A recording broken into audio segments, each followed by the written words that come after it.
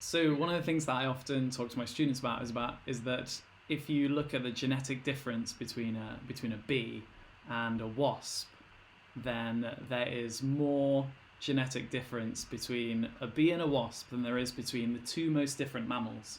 So there's more genetic difference between these two things than there is between us and the most different mammal to us.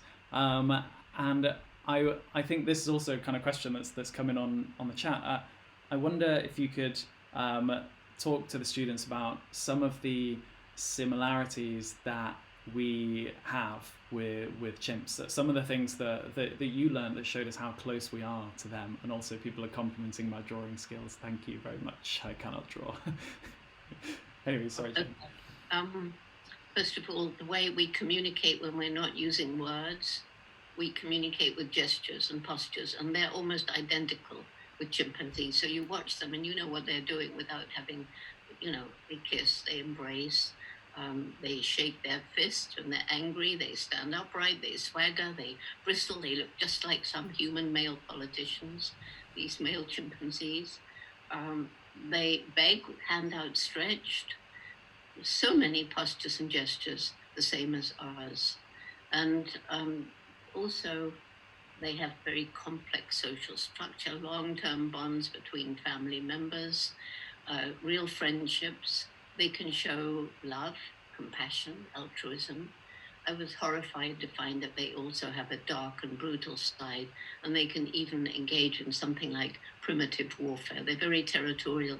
They patrol the boundaries of a territory, and they will chase and attack individuals from a neighboring community, except young females. They try to persuade them to come and join them because they want, new genes in their community to prevent inbreeding. So they're just so like us. And biologically, genetically, we share 98.6% of the composition of DNA, and we have all these similarities in composition of blood and the immune system, and the anatomy of the brain is almost the same. So I was going to ask all the students quickly, what do you think chimpanzees do when they are scared or nervous, other than the face that we saw before? And for those who are joining late, I'll just quickly show you what that face was. So this is the face that a chimp makes when it's feeling nervous, when it's feeling scared rather than happy. And go on. Could you make it? Because I can't see your picture. I don't know if the mouth's open or half open or like this. Oh, this is the one you described of the scared chimp.